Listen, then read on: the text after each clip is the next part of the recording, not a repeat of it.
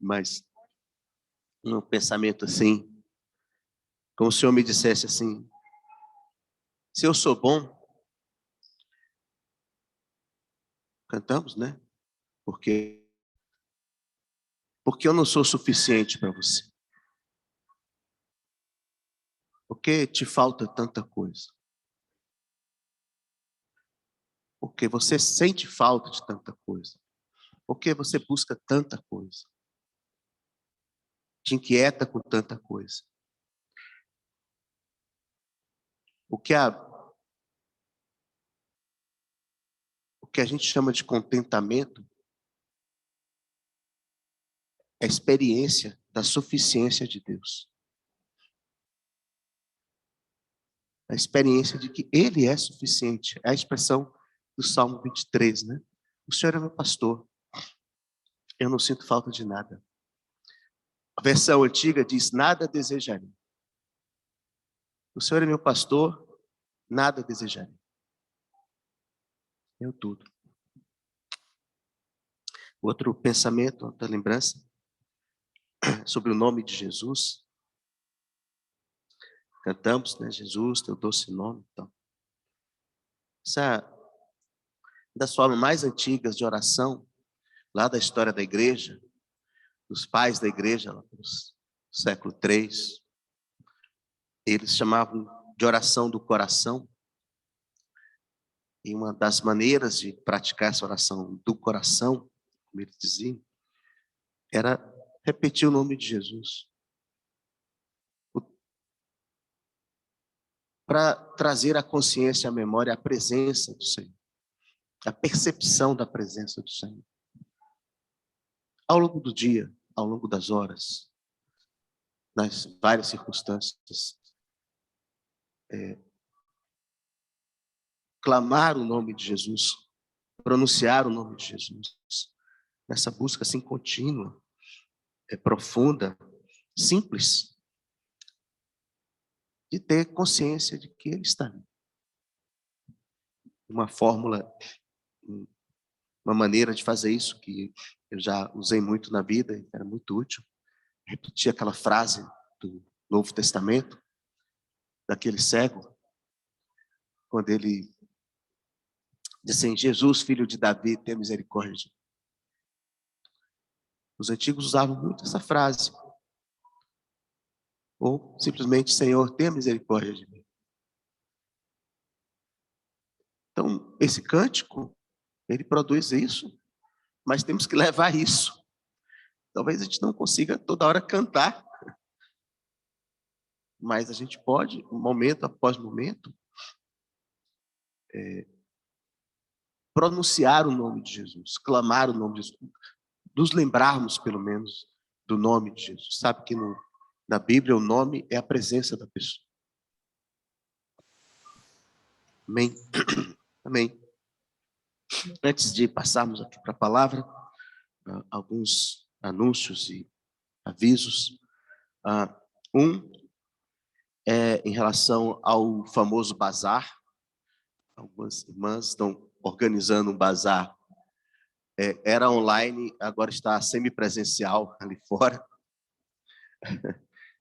O objetivo é arrecadar recursos para uma irmã lá de Salvador que está precisando terminar de construir uma casa. Ela ganhou um terreno, ganhou algumas coisas, depois as pessoas que estavam ajudando não puderam mais ajudar e a casa está assim, pelo meio do caminho. Então nós estamos tentando ajudar essa irmã lá, ainda recebendo doações e mesmo ofertas em dinheiro, porque tem sido até agora uma experiência basicamente os artigos têm sido basicamente femininos. Não sei se vão expandir isso, mas também a Sueli e a Graça que tem coordenado ali essa ação. E queremos então pedir aos irmãos que puderem, que colaborem, doando e comprando, né, os artigos que estão ali oferecidos, preços bem interessantes. Também em relação a ajudas, nós estamos em contato com pessoas que estão ajudando lá, os irmãos e pessoas, mesmo famílias que estão fugindo do do Afeganistão. Há vários pedidos de ajuda, mas nós temos um canal bem interessante, que é por meio do Vanginho. O Vanginho conhece pessoalmente algumas pessoas que estão envolvidas com isso, ajudando essas famílias não só a sair do Afeganistão, mas depois tem que ir para algum lugar. E é difícil, né? São milhares e milhares de pessoas, de famílias, que precisam todo tipo de ajuda.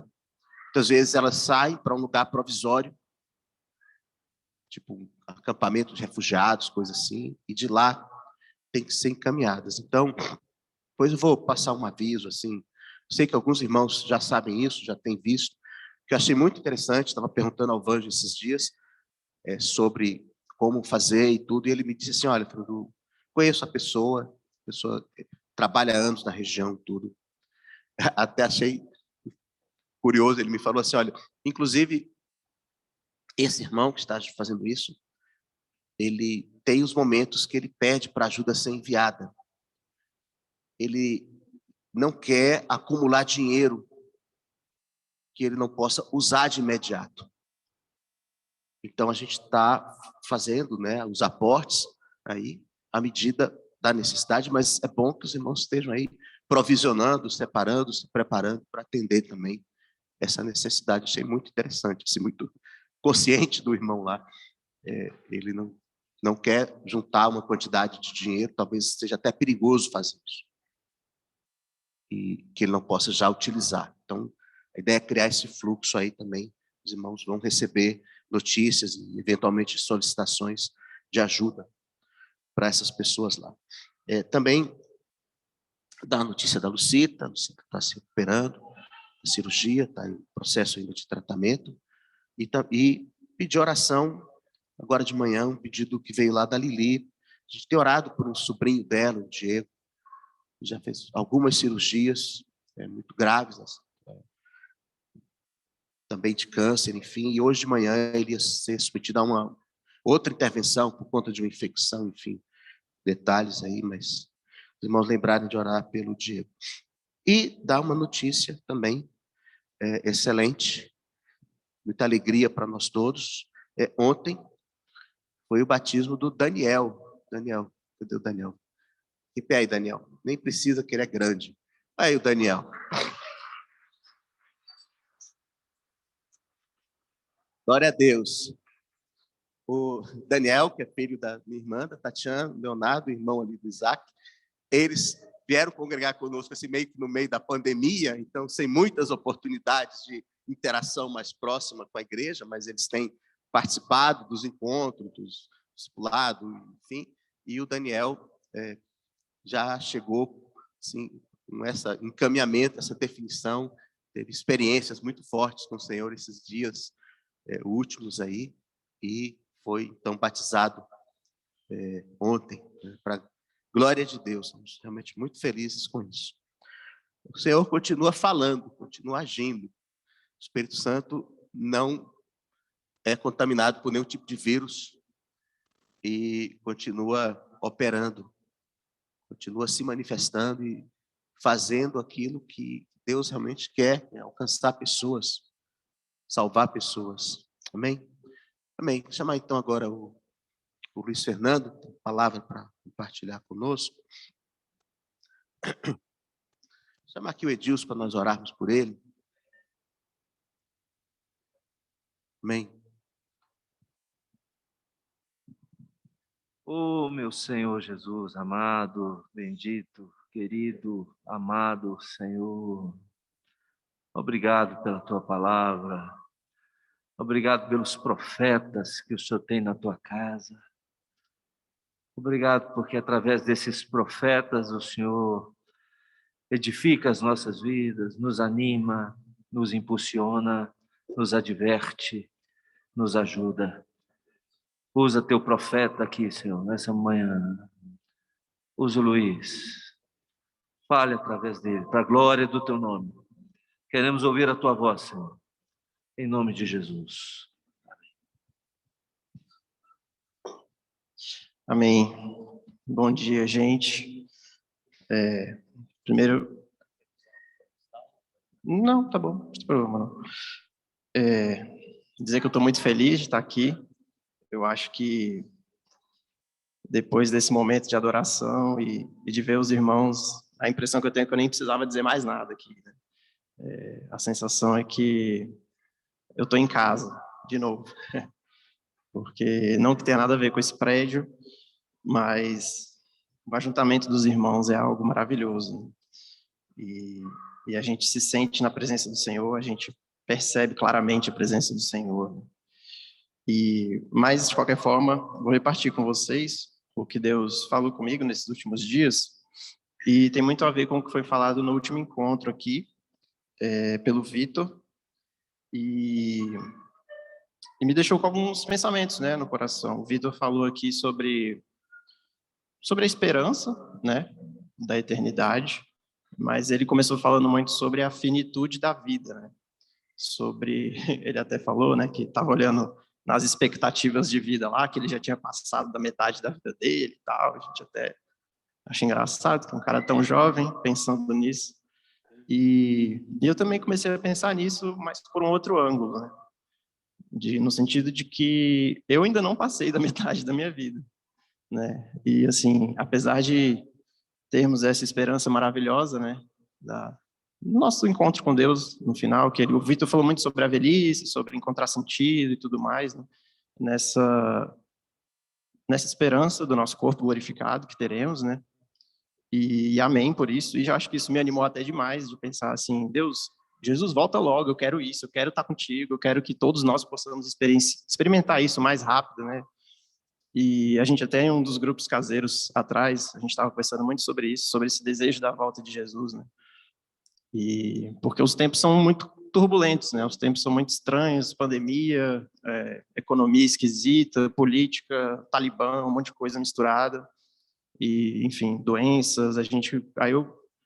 Deus começou a me cutucar, assim, né? Na verdade, eu primeiro me questionei, depois Deus me falou, né? Eu fiquei pensando, Deus, tudo bem, ainda não passei da metade da minha vida e tenho provavelmente, se o Senhor permitir, muitos anos ainda nessa terra, imagino. E muitos de nós mesmo, quem passou da metade, tem muitos anos, eu acho, né? Aí 20, 30, 40 anos, 50 anos. E numa perspectiva humana, isso me pareceu bastante tempo. Assim, pensei, tá bom, glória a Deus pela eternidade que vai vir, mas eu tenho que viver esse tempo aqui ainda, né? Eu tenho que, de alguma forma, viver isso plenamente, segundo a vontade do Pai, e encontrar sentido, encontrar alegria, encontrar ânimo e força para passar por tudo isso. E durante esse tempo, eu vou continuar sujeito às aflições desse tempo, sujeito ao meu corpo decaído, meu corpo, enfim, cheio de tendência para o mal, né, minha carne, e sujeito às aflições dos arredores da vida, né, das circunstâncias. E o que eu fiquei pensando é que a certeza dessa glória que vai vir, a certeza dessa vida, né, dessa promessa transcendente, dessa realidade transcendente, se eu penso nela no fim da minha vida, ela não torna o meu sofrimento de hoje menos dolorido. Ela não resolve os meus problemas de hoje. Eu tenho que enfrentar esses problemas.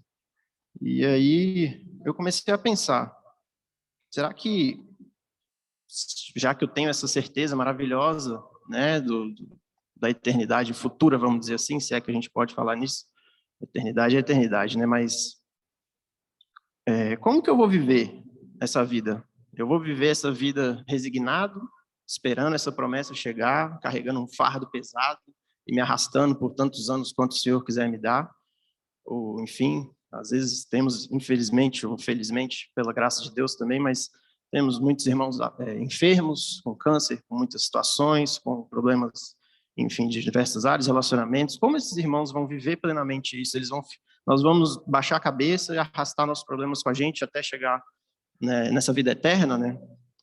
E foi isso que incomodou meu coração nesses dias. Eu acho que a esperança do bem vindouro, ela é muito real, ela nos anima muito, mas Deus me encheu com uma esperança presente, né? Uma alegria presente. E porque eu fiquei pensando assim, nossa, mas se a minha esperança tivesse só ligada, né, a essa próxima vida, esse corpo glorificado. Então, talvez os mais velhos sejam muito mais felizes que eu, né? Eles já estão mais perto, talvez, não sei. Eu estou aqui ainda há 50 anos, não sei quantos anos. E Deus, foi nesse momento que Deus falou, será que é isso que Deus quer mesmo de mim, né? Será que Ele quer que eu abaixe a cabeça, fique invejando os velhos e vá seguindo minha vida? E no primeiro momento, eu lembrei, inclusive eu estava repensando essas coisas hoje de manhã, eu lembrei de um texto lá em 2 Pedro 3:9. Eu vou citando ao longo aqui alguns textos, mas eu não vou abrir, só depois tem um texto que a gente pode publicar aí para todo mundo pegar as referências. Mas em relação a essa promessa, só um detalhe que Pedro fala, é que o Senhor não retarda a sua promessa, né? A promessa da vinda de Jesus. Ele é apenas paciente, ele é apenas misericordioso para com aqueles que devem ser salvos ainda. E aí eu pensei, amém, Senhor. Então, assim, nós temos uma missão aqui, né? Nós sabemos que somos discípulos, temos a missão de proclamar a glória do Senhor, de anunciar o seu reino, anunciar a sua bondade. Mas, de novo, né, como fazer isso? Nos apegando a uma esperança simplesmente futura ou a algo que ele já pode nos conceder hoje, né? E ele me lembrou dessa realidade muito importante, de que para nós, que fomos regenerados em Cristo, a eternidade já começou, né? O nosso corpo ainda é podre e é decaído, mas a nossa alma, o nosso espírito estão unidos a Cristo na sua ressurreição. E não tem isso de alguém estar mais próximo da promessa de Deus porque é mais velho ou por qualquer coisa. Todos nós estamos tão próximos da promessa, porque o reino dos céus é chegado hoje no meio de nós. E quando eu falei aqui desse ajuntamento, da gente, né, perceber a presença de Deus, isso é a presença do reino de Deus entre nós, né? Então, Deus me encheu com essa realidade de que, do ponto de vista espiritual, eu não preciso mais aguardar nenhuma promessa. Ela já foi cumprida, né? A morte já foi tragada pela vitória do Cordeiro na cruz. Não existe mais condenação para os que creem. A obra redentora na cruz já foi feita, não tem nada que pode desfazer essa obra.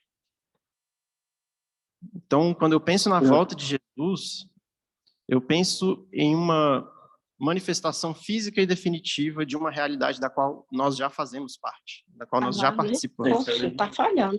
É porque não está carregando. E nesse ponto, Deus me lembrou do propósito dele, né? O propósito dele para cada um de nós. Tem. E esse propósito eterno foi desenhado no coração de Deus. E com esse propósito, ele desenhou também, criou uma identidade para cada um de nós. E uma identidade que é unida a Cristo e que tem um objetivo e um propósito para ser feito ainda nessa terra, nessa vida, né? Porque quando a gente passa a entender essa realidade dessa eternidade que já começou, nós somos nova criatura e nós somos, né, parte desse novo reino, eu posso entender que eu tenho um sentido eterno hoje, que tudo que eu vivo tem um sentido eterno desde hoje. E então tudo que eu vivo e tudo que eu, né, sou nessa terra é aquilo que Deus pensou e desejou para que eu fosse, para que eu vivesse, né? E aí, nesse ponto, assim, muitas vezes, eu acho que quando a gente pensa, a gente considera essa presciência de Deus, né, que ele tinha um objetivo com isso e que nós temos esse propósito, nós vivemos aqui de uma forma que Deus mesmo projetou para que nós vivêssemos. Às vezes a gente se pergunta por que nós passamos por tantas coisas que às vezes a gente não entende, né? Tantos problemas, situações, doenças, dificuldades, e algumas dessas dificuldades a gente até encontra algum sentido. A gente, meu próprio pecado, eu fiz escolhas erradas, eu sou ruim mesmo. E tem outras que a gente não encontra sentido. Tem outras que às vezes acontecem. E isso não muda o fato de que Deus é soberano sobre todas essas coisas. Isso não muda o fato de eu não compreender em alguns momentos o sentido, não muda o fato de que Deus sabe esse sentido, de que ele tem o sentido para isso tudo do outro lado da eternidade, vamos dizer assim. E isso me lembra uma frase do Spurgeon, que é um autor que eu gosto muito, e ele diz que a estrada de problemas é o caminho para casa. E quando eu lembro disso, isso me enche o coração de muita alegria de pensar que tudo isso aqui é um caminho. é um caminho que está me levando para casa, né? Para casa do meu pai. Então, eu posso ter certeza de que tudo que eu vivo nessa terra, tudo que eu passo nessa terra, faz parte da bondade de Deus, faz parte do desígnio dele, de algo que ele mesmo preparou e desenhou desde a eternidade. E o que me consola em relação a isso é pensar que cada buraco dessa estrada, que cada desvio, que cada percalço foi colocado pelo próprio dedo de Deus. Deus é soberano sobre todas essas coisas. E hoje de manhã eu estava pensando nisso de novo e lembrei da história de Jó, né? Poderia me alongar muito sobre Jó, enfim, fazer pregações inteiras, mas a gente sabe que Jó era um homem justo, né? Inclusive era o mais justo naquela terra, a própria palavra fala isso. E quando o diabo lá, os anjos e o diabo se apresentam diante de Deus, Deus que fala, notou meu filho Jó, como ele é justo, como ele é um bom homem e tal. E aí Deus permite que o diabo vá afligir a vida de Jó com inúmeras circunstâncias, né, com inúmeras situações. E ao fim e ao cabo não tinha um motivo humano para aquela aflição de Jó. Jó ficava ali olhando e não entendia por que estava perdendo todos os seus bens, por que estava tudo acontecendo daquela forma, doença e tudo mais. Mas foi Deus que ordenou. Foi Deus que liberou Satanás para agir na vida de Jó daquela forma, porque ele ia glorificar o próprio nome dele. Em algum sentido da eternidade, Jó não tinha acesso a esse sentido, mas a gente sabe. E no fim, né, no final de toda a história, a gente vê que, no fim das contas, Jó confessa que conhecia Deus de ouvir falar e depois passou a andar com Deus. Né? Então, assim, durante toda aquela experiência que Jó teve, ele não estava entendendo por que ele estava. Ele falava, Deus, eu sou justo, Deus, eu faço tudo direitinho aqui, eu estou fazendo tudo que eu imagino que seja da sua vontade, e ainda assim está me sobrevindo esse tanto de coisa. E no final, Deus tinha um propósito para aquilo. Ele queria trazer Jó para mais perto ainda, e para deixar claro no plano eterno espiritual de que ele era o Senhor, de que ele tinha o governo, inclusive, sobre Satanás, de que ele que deixava acontecer ou não acontecer, inclusive a maldade de Satanás sobre a vida de Jó. Né? Então, voltando à imagem da estrada, quando eu penso de cada buraco, cada percalço, cada dificuldade, eu lembro que foi Deus que colocou aquilo ali. Deus que desenhou aquele roteiro ali, aquela rota. E eu posso ter muita paz diante disso, porque eu sei que ele tem um propósito, ele tem um objetivo final para aquilo. Né? Então, voltando para aquela ideia, né, da minha esperança, se a minha esperança está só lá no final do caminho ou está durante o caminho, Deus me falou que eu não devo considerar essa esperança da glória vindoura, né, como algo que vá simplesmente me fazer tentar fugir dessa realidade, que vá me tentar viver uma vida anestesiada, uma vida de fuga, e simplesmente só esperando aquilo que, né, a glória que vai chegar e pedindo para Deus, Jesus voltar. Inclusive porque, como eu já disse, lá em 2 Pedro fala, Jesus não está atrasado. O Senhor sabe o tempo e ele é misericordioso, inclusive para com todos que ainda não foram salvos, né? Faz parte do projeto dele, do desígnio dele. E então, quando eu penso nesse sentido de propósito eterno, ele é um propósito eterno que foi desenhado no coração de Deus lá atrás e que ele se cumpre hoje. E hoje já faz parte dessa eternidade. Quando nós formos para o nosso corpo glorificado, vamos dizer assim, é uma continuidade dessa mesma eternidade, dessa realidade que nós já começamos a viver. Né? Então, como viver uma vida aqui, tendo, obviamente, essa esperança da glória vindoura, da nossa casa com o nosso Pai, mas como também não fugir dessa realidade? Como eu viver isso aqui plenamente, sabendo que eu já faço parte de um propósito de Deus aqui hoje, que essa eternidade já começou aqui hoje? E isso tem muito a ver com o que tem sido falado nos últimos encontros, inclusive nós cantamos muito sobre isso, que é sobre olhar para a realidade espiritual do reino de Deus hoje. O meu pai tem falado aí nos últimos encontros, o reino dos céus, né? Ele pode ser invisível aos nossos olhos ainda, mas ele é muito real. Ele é muito real. Às vezes a gente fica tão turbado pelas circunstâncias, enfim, chegamos até a duvidar em alguns momentos de algumas coisas, mas uma coisa que Deus tem lembrado muito no meu coração é de que a minha dúvida ou os dias difíceis em que eu não consigo enxergar não muda o fato de que essa realidade está lá. Isso tem me ajudado a ter fé. É um argumento meio até filosófico, mas no sentido de que, assim, o reino de Deus, para existir nessa terra, não depende da minha fé. Eu não preciso acreditar que ele existe para ele existir. Ele existe. Ele está lá.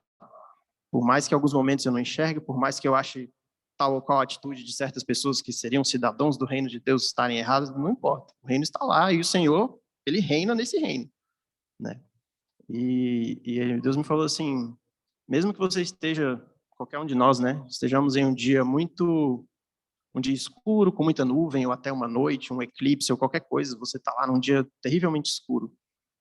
Você começa a duvidar, será que o sol ainda existe? Será que explodiu e não existe mais sol? Ele está lá. Não importa, o fato de eu duvidar que ele pode estar lá, não muda o fato de que ele está, de fato, lá. E voltando, né, nessa questão da certeza da realidade espiritual do reino de Deus, eu penso no dia do batismo, né? Ontem nós batizamos o Daniel, e isso tudo nos enche de muita alegria, me enche de muita alegria mesmo, de lembrar também do meu próprio batismo, e cada um lembrar, né, do seu próprio batismo, de pensar que a partir daquele momento, nós morremos para a nossa carne, nós ressuscitamos com Cristo para uma nova vida, para uma novidade de vida, para uma vida eterna com Ele. E a gente fala, né, que existe alegria nos céus ontem e hoje, né, mas ontem especificamente houve alegria nos céus com o batismo do Daniel.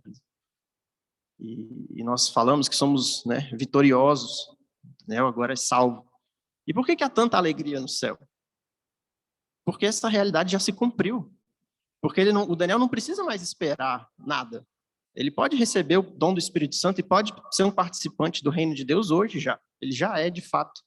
E é por isso que o reino de Deus, os céus se alegram com isso. Porque é algo que já está pronto e acabado hoje no sentido espiritual.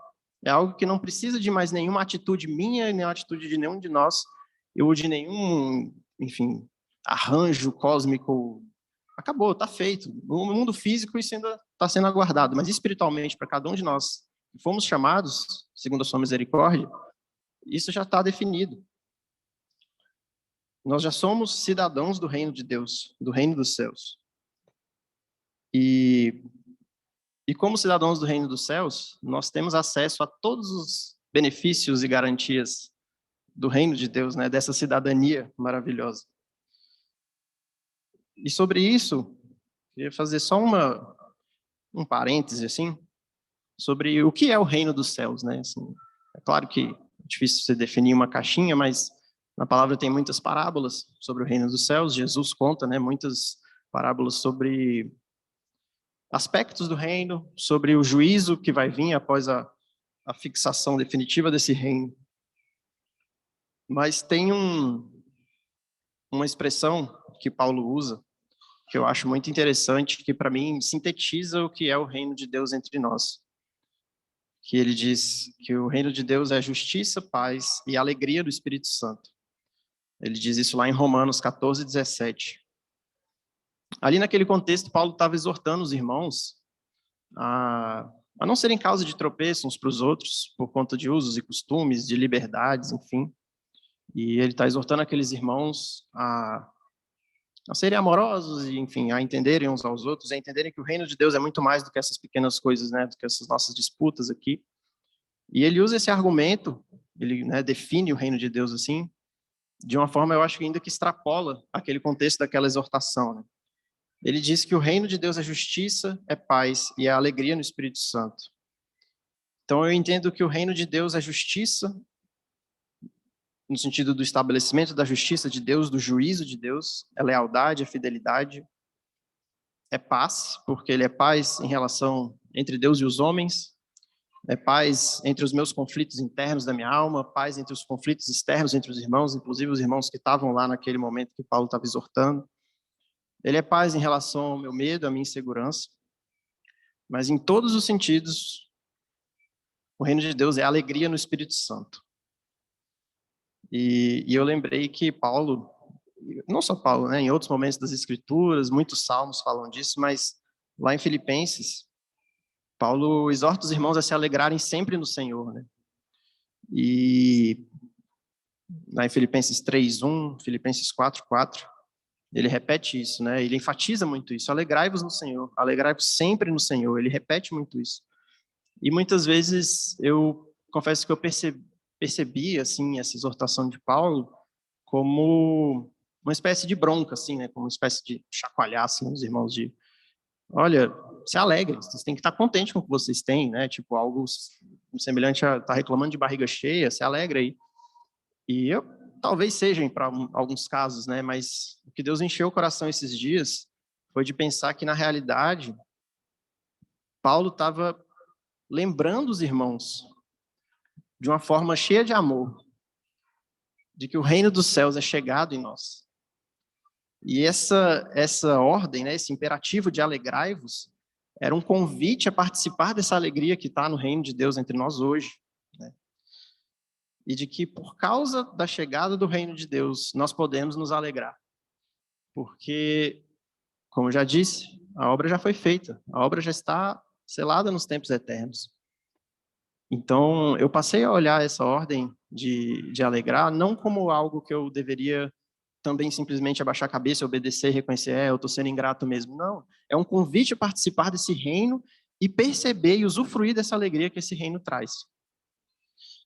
E é claro que, mesmo diante de tudo isso, essa ordem de Paulo e de tudo mais, perceber que essa alegria é algo possível dentro do reino, é óbvio que a gente vai continuar nessa carne tendo sofrimentos, tristezas, angústias, ansiedades, né? A nossa carne ela está sujeita às nossas circunstâncias, infelizmente. Nossa carne sente. Ainda que nosso espírito, a gente eleve a nossa alma na maior parte dos momentos, a nossa carne sente. Mas nós temos que crer, irmãos, que o Espírito que habita em nós, ele nos capacita a ir além dessas circunstâncias. E quando eu digo além, eu não digo elevar nossos olhos àquela esperança vindoura, mas à esperança presente do reino de Deus. Porque a promessa de Jesus já se cumpriu no tempo presente. O próprio Jesus disse, lá em João 16:33, no mundo passais por aflições, mas tende bom ânimo. Eu venci o mundo. Quando Jesus falou isso, irmãos, primeiro que ele não tinha nem morrido e ressuscitado ainda, né? Ou seja, ele já tinha plena certeza do desígnio de Deus para toda a vida dele, de que isso se cumpriria. E ele fala, no passado, eu venci. Acabou, já foi vencido. Não existe mais nenhuma força no universo, ou nem eu mesmo, nada que possa mudar essa realidade. Então, quando eu consigo fechar meus olhos para as circunstâncias e abrir meus olhos para essa realidade espiritual, eu posso perceber a bondade de Deus em todo o tempo. Eu posso ver que onde tinha medo, onde tinha sujeira, escuridão dentro do meu próprio corpo, da minha própria alma, hoje eu posso ver paz, alegria e luz, porque é o próprio Espírito de Deus que está dentro de mim. É a própria vida de Cristo que está dentro de mim. E quando eu penso nisso, lembro do batismo, lembro, enfim, dessa graça de Deus, dessa salvação sobre nós, isso pode nos encher de muita alegria, de saber de que nós somos participantes de um reino que já é presente hoje, nós já somos cidadãos de um reino que está plenamente funcional, plenamente munido de todas as coisas que são necessárias para o funcionamento desse reino. Existe um rei que está reinando, existem os súditos que estão se sujeitando a esse rei. Então, a exortação que o Senhor me trouxe foi, e aí eu cito alguns salmos, de que o Senhor me chama hoje para provar e ver como Ele é bom. Hoje, em qualquer circunstância que eu esteja passando. Salmo 34:8 fala isso. Eu posso me prostrar na presença de Deus e crer como Davi, que disse, verei a bondade do Senhor na terra dos viventes. Davi fala isso lá no Salmo 27:13. Passando por tudo que ele estava passando, Davi creu no fundo do coração dele que veria a bondade do Senhor ainda nessa terra. E claro que nem sempre vai ser da forma como a gente espera, mas a gente pode ver a bondade do Senhor nessa terra, nesse mundo, nessa vida, né? E a conclusão que eu tirei disso é que Deus não nos chamou para sermos um povo que espera resignado por uma promessa, um povo que está ali vivendo um deserto, esperando chegar numa terra prometida propriamente. Ele nos chama a viver como um povo que já recebeu essa promessa, e num povo que pode viver plenamente, segundo essa promessa que já foi cumprida nos tempos eternos. Um povo que pode acessar plenamente essa vida, que a gente não precisa mais ficar perambulando, perdido, anos e anos, esperando por uma promessa que parece que está demorando demais. Eu posso entrar na presença de Deus e encontrar plenitude de alegria, eu posso me deliciar à destra de Deus. Salmo 16:11 fala isso.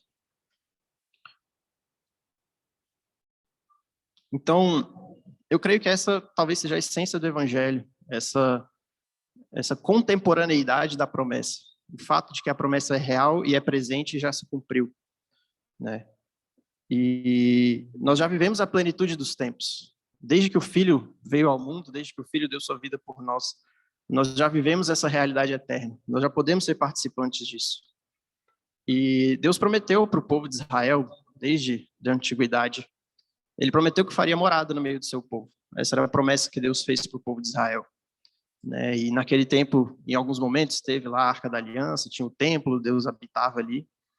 E depois isso também se perdeu, virou, enfim, teve idas e vindas.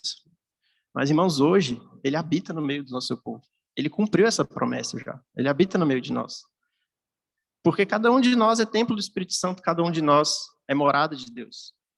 Então, como eu falei aqui no início, o fato de eu estar aqui, de poder participar de novo desse ajuntamento, do louvor e dessa comunhão, eu já me lembro de que a promessa de Deus se cumpriu. Porque Deus está aqui, não por causa desse prédio, mas por causa de todos nós aqui. Porque cada um tem uma porção de Deus dentro de si. E eu também, e nós todos podemos comungar disso e nos alegrar com isso. E isso me lembrou, assim, aquela imagem que eu falei lá do Spurgeon, né? Do caminho, a estrada de problemas é o caminho para casa. Deus me falou que, em algum sentido, essa estrada já pode ser minha casa. Porque onde é minha casa? Minha casa é onde está o meu Senhor, onde está o meu Pai, onde está o meu Rei. E Ele está dentro de mim, Ele está dentro de vocês. Eu já estou em casa. Dentro do meu espírito, dentro da minha alma, eu posso estar com as circunstâncias pipocando fora de mim. Eu posso fechar meus olhos, eu posso me lembrar que o próprio Deus habita em mim, que eu estou em casa. E que quando eu me junto para a igreja, quando eu me junto com os meus irmãos, eu estou em casa. E isso torna a estrada, os buracos e tudo aquilo que tem naquela estrada, isso torna tudo muito mais leve. Não porque vai chegar em casa um dia, mas porque eu já estou. Esse corpo aqui vai se gastando mesmo, mas a minha alma já está em casa. Minha alma já está unida a Cristo na sua ressurreição. E pensando nisso tudo, nessa alegria, né, nessa realidade do reino de Deus, eu pensei, tudo bem, posso crer que o reino de Deus é presente, está no meio de nós, mas como que eu vou enfrentar, então, os desafios que me estão postos aqui, né, nessa peregrinação, né, nessa estrada? Como que eu vou ter força, alegria, enfim, como que eu vou ter disposição para enfrentar todos esses problemas? Eu creio que Deus está comigo. Isso já é suficiente, eu acho, né? Mas assim, indo um pouco além, né? Como eu perguntei para Deus, como que eu faço para dar conta, então, Deus? Eu sei que o Senhor está comigo, mas assim, na prática aqui, né? O que eu vou fazer? E Deus me encheu com uma resposta muito simples, de que eu devo crer que Ele me dará cada vez mais graça. Lá em Tiago 4:6, Tiago fala isso, de que ele está, enfim, falando também em um outro contexto sobre a amizade do mundo, inimizade, né, com Deus e muitas coisas, e fala que em meio a todas as circunstâncias dessa vida nós temos que crer que Deus nos dá cada vez mais graça. E crendo nisso, eu tenho que crer que Deus vai preencher tudo que eu preciso, vai me dar toda a força que eu preciso e que Ele vai prover todo o necessário, né? E de que nós sabemos, a palavra fala que onde houve pecado, onde abundou o pecado, superabundou a graça. E Deus me encheu dessa realidade de que a graça dele é superabundante. Ela é imensurável, ela é muito maior do que a gente pode imaginar. Porque João fala no inicinho do livro de João, João 1,16, quando ele está relatando a própria vinda do Filho de Deus para o mundo. Ele diz que todos nós temos recebido da sua plenitude e graça sobre graça. Então, todos nós que cremos, todos nós que fomos enxertados em Cristo, nós temos recebido dessa plenitude. Graça sobre graça. É algo além da medida. É algo que transborda a medida do necessário. Né? E tantas vezes nós nos deparamos com situações que a gente acha que não vai ter força para passar. Eu imagino, talvez, graças a Deus, ainda não tive uma experiência assim, mas pode estar passando por uma doença, uma enfermidade muito difícil, um problema de econômico, profissional, de relacionamento. Às vezes a gente olha para aquela situação e acha que não vamos ter força para superar aquilo. Meu Deus, com a porção de graça que eu tenho hoje, se é que eu tenho, eu não dou conta. Simplesmente não consigo. E a gente tem que, nesses momentos, olhar para dentro da nossa alma e dizer: o Senhor vai te dar mais graça ainda. Se vier aquele problema, aquele outro, que a sua ansiedade está lá batendo, está dizendo, isso acontecer aquilo, isso acontecer aquilo outro, Deus vai te dar mais graça para superar aquilo outro, porque Ele é contigo. E pensando na graça, essa palavra é um termo que tem muitos significados, né? E fiquei pensando sobre o que é essa graça, né? A gente pensa que, até nas apostilinhas, a gente fala muito que a graça é o favor imerecido, né? Que Deus concedeu a nós. Então, ela é o favor de Deus em relação aos homens, ela é o próprio meio da nossa salvação, nós somos salvos pela graça. Ela é um presente de Deus, é um ato de misericórdia, de perdão. Agostinho fala, ele define graça como um auxílio divino, enviado direto dos céus, né, do trono de Deus. E o que eu tenho pensado ultimamente, juntando tudo isso é verdade, eu tenho pensado na graça como uma porção do próprio Jesus, uma porção do próprio Cristo. Porque ele disse que ele é o pão do céu e que nós devemos nos alimentar dele. Né? Em alguns momentos, nos discursos mais duros de Jesus, ele fala para a gente comer a própria carne dele até, né? No sentido lá da ceia e tal, que, enfim, nós sabemos. Mas ele fala para nós nos alimentarmos dele porque ele é o pão do céu. Né? Quando ele ensinou os discípulos a orar, lá no Pai Nosso, né? A gente conhece essa oração, ele nos ensinou a pedirmos o pão nosso de cada dia. E esse pão não é só o pão físico, que também é dado por Deus, que também é benesse de Deus, mas o pão espiritual também.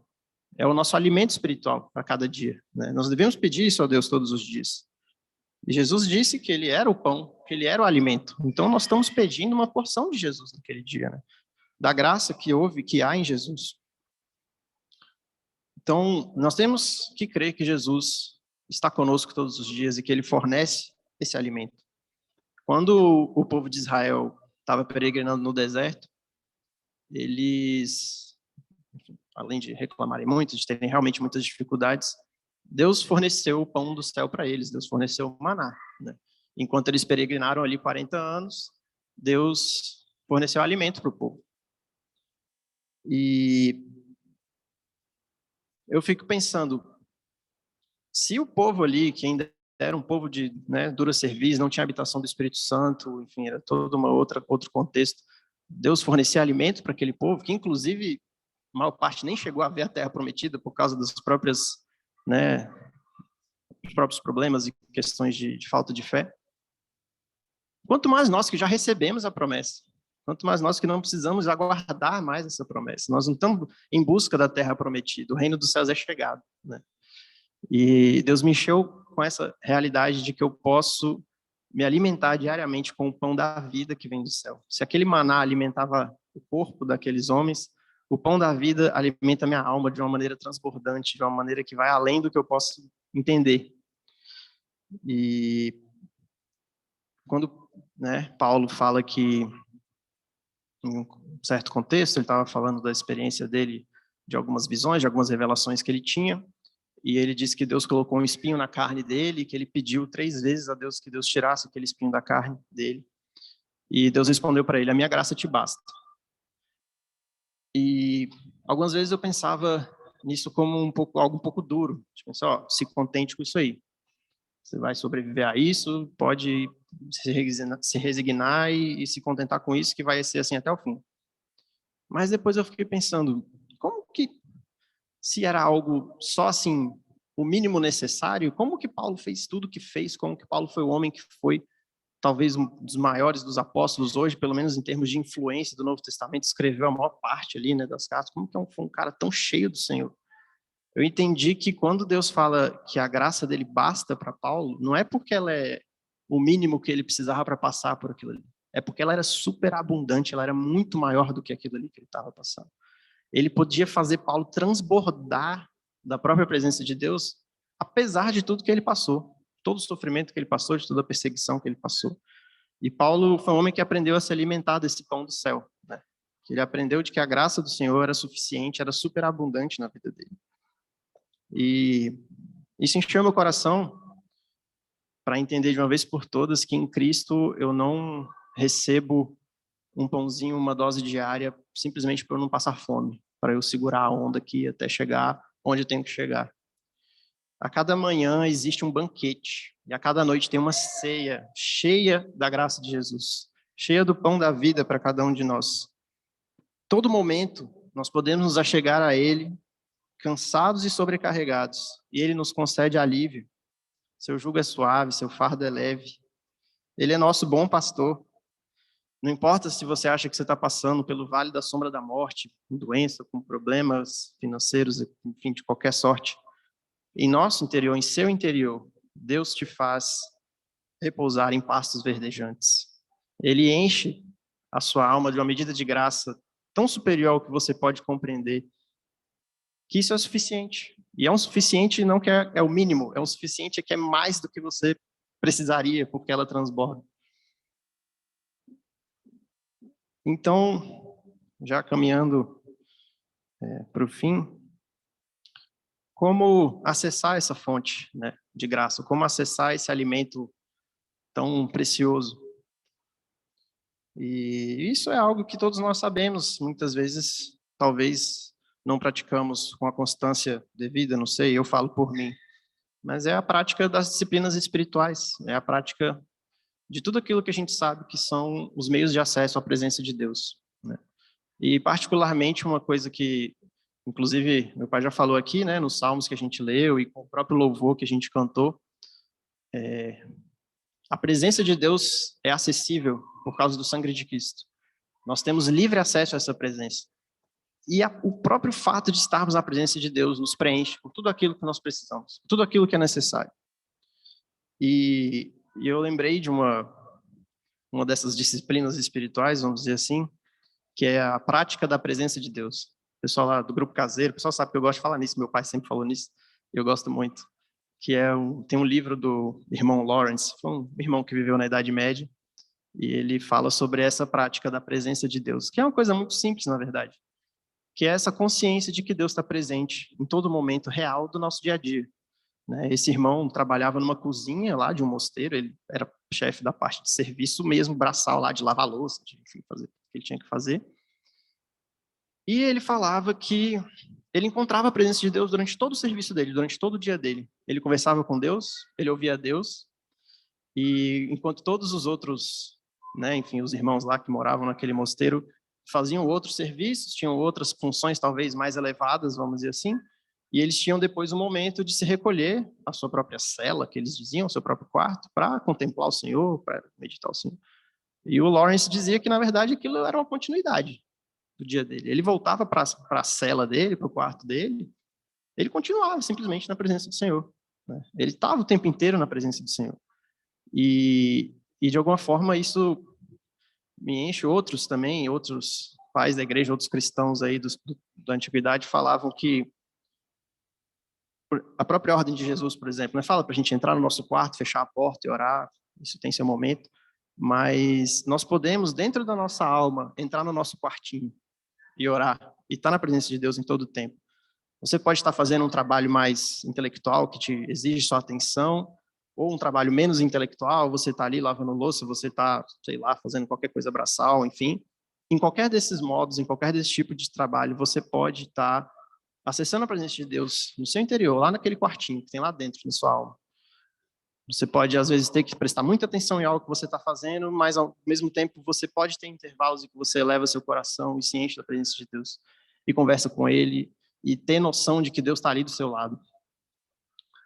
E essa noção de que a gente está na presença de Deus, ela se materializa muito quando a gente pensa que a gente está com o nosso pai do nosso lado, o tempo inteiro, em qualquer situação. E quando você está com seu pai do lado, você não se preocupa com nada.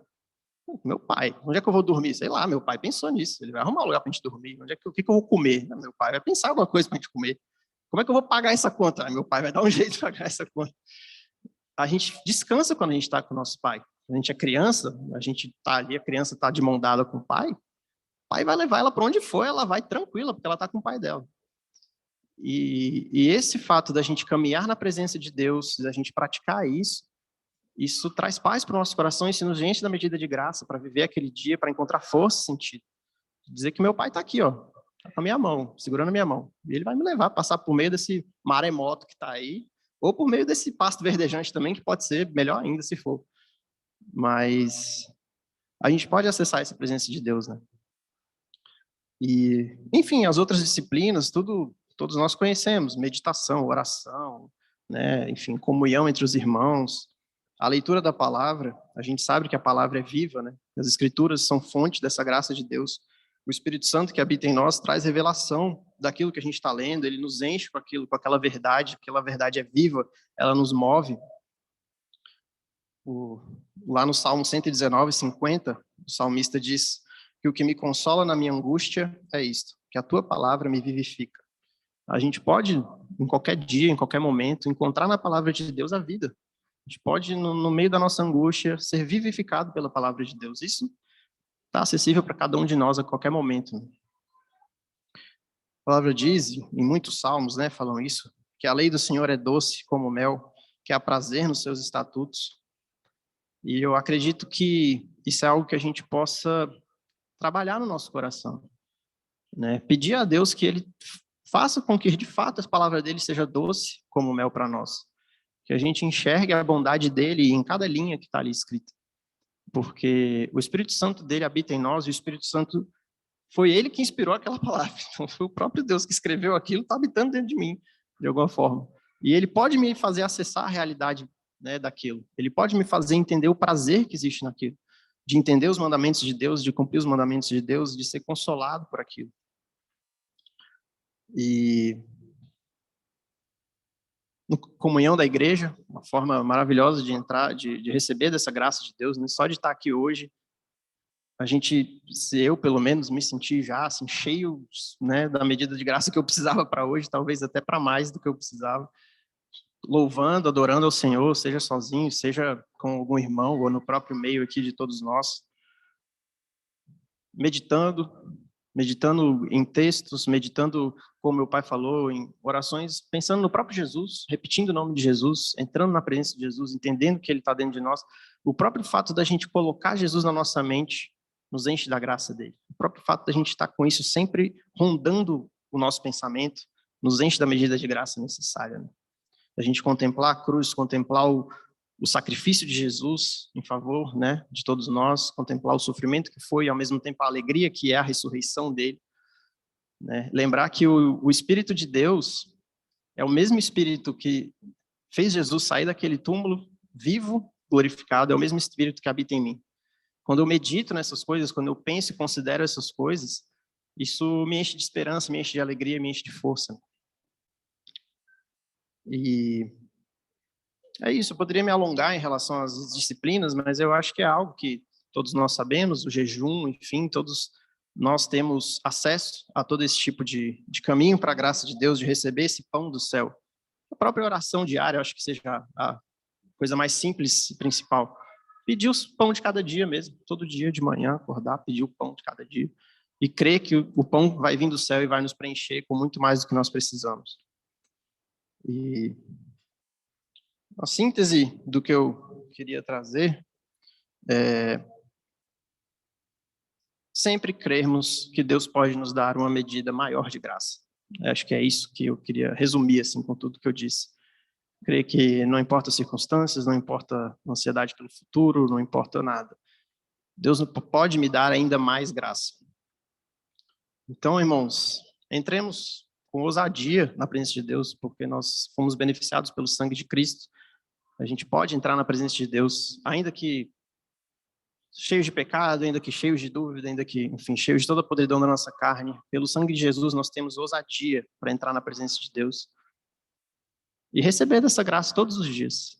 E com humildade, Deus nos concede, certamente nos concederá tudo que nós precisamos para cada dia. A palavra diz que Deus resiste ao soberbo, mas dá graça aos humildes. Então, se a gente reconhece o nosso estado de completa dependência de Deus e sabendo que a graça, que o sangue de Jesus é suficiente e me permite entrar na presença dele, eu posso chegar com esse coração humilde na presença de Deus e receber a plenitude que há naquela presença. Por causa dele, não tem nada a ver comigo. Mas eu posso ter, não só posso, como devo ter essa ousadia. Eu não posso achar que o meu próprio pecado, que a minha própria dúvida me tiram o acesso a isso. O sangue de Jesus já foi suficiente. O sangue de Jesus já pagou todos os meus pecados. Me arrependo, posso, enfim, realmente ter que me consertar com alguém ou uma coisa ou outra, mas isso não tem nada a ver com a suficiência de Jesus, do sangue de Jesus para o meu acesso na presença de Deus, para o meu acesso a essa graça, essa medida de graça necessária. Porque onde abundou o pecado, superabundou a graça. E a síntese, né, assim, eu queria falar que Deus nos enche de uma medida maior de graça. E, voltando um pouco atrás, o que me enche o coração e o que me anima a seguir é, de novo, pensar que a vida eterna já começou. Né? Lá em João 17:3, é o único texto que eu vou ler. Na verdade, João 17, de 1 a 3. Estava relendo esses dias e eu me toquei que, né, esse texto, eu vou ler, depois eu falo. Na verdade, eu vou começar no 16:33, que é o último versículo do capítulo 16, depois entra no capítulo 17. Ele diz assim: falei essas coisas para que em mim vocês tenham paz.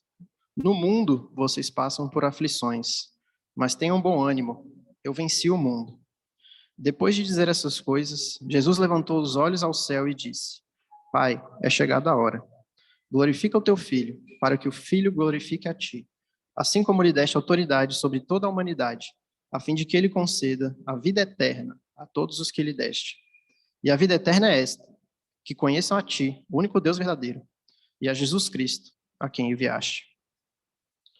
A vida eterna é conhecer a Cristo, irmãos, é conhecer a Deus.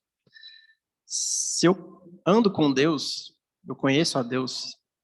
Então, se eu ando com Deus, eu já vivo a vida eterna. Se eu conheço a Deus, eu já vivo a vida eterna. E o que me chamou a atenção esses dias foi me atentar para o fato de que Jesus fala isso logo depois de falar que venceu o mundo. Ou seja, isso já está tudo estabelecido mesmo. Ele já deu a vida eterna para os seus discípulos, ele já venceu, e nós, conhecendo a Cristo, conhecendo a Deus, andando com ele, vivemos essa vida eterna desde hoje. E esse é o que tem enchido meu coração esses dias, que possamos nos lembrar a cada dia de que temos acesso a essa presença, que podemos andar com Deus e que podemos ser conhecidos como pessoas que andam com Deus, que conhecem a Deus e que são pessoas eternas, né? Nossos corpos não, mas nossas almas são eternas. E já podemos desfrutar de todos os benefícios dessa eternidade. Para finalizar, eu vou ler uns versos que eu escrevi quando eu estava meditando sobre essas coisas, e Deus me encheu, né, para escrever alguns versos sobre a graça. Diz assim: graça, presente de Deus, favor imerecido, força, poder, consolo, esperança, alegria, contentamento, prazer e paz. A graça do Senhor me basta, não porque ela é suficiente, não só porque ela é suficiente, mas porque ela é superabundante. A cada dia o Senhor derrama uma porção maior de graça. A cada manhã há um banquete, a cada noite uma ceia. Sua graça é minha força, o meu consolo, a minha fortaleza, o meu sustento. Eu não preciso de mais nada, porque tenho tudo. O Senhor me dá cada vez mais graça. Amém? Era isso que eu queria compartilhar.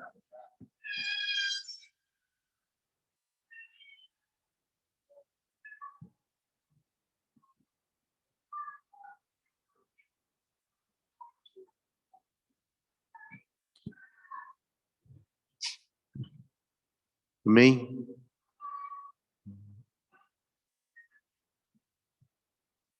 Muitas coisas aqui para a gente pensar, meditar.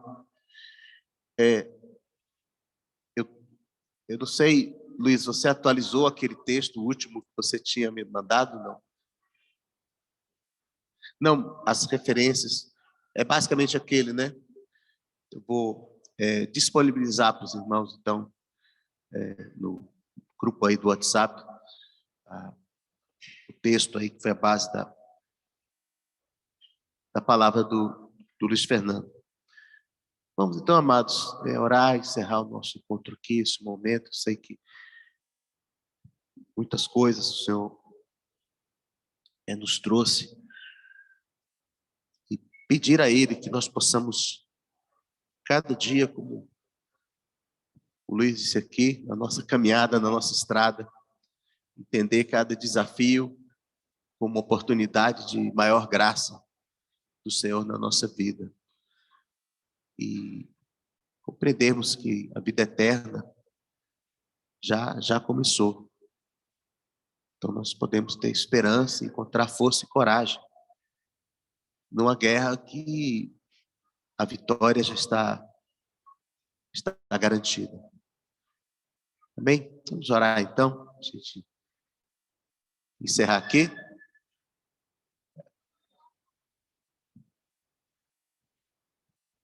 Senhor Deus, nosso Pai, te damos graças, Senhor, por esse encontro, por toda a graça que o Senhor derramou nesse dia, nessa manhã. Que o Senhor nos preencha, nos relembre, nos conduza cada dia para mais perto do Senhor. Muito obrigado, Deus, tudo quanto o Senhor tem nos trazido nesses dias, tudo quanto o Senhor tem nos concedido, de suprimento, de alimento.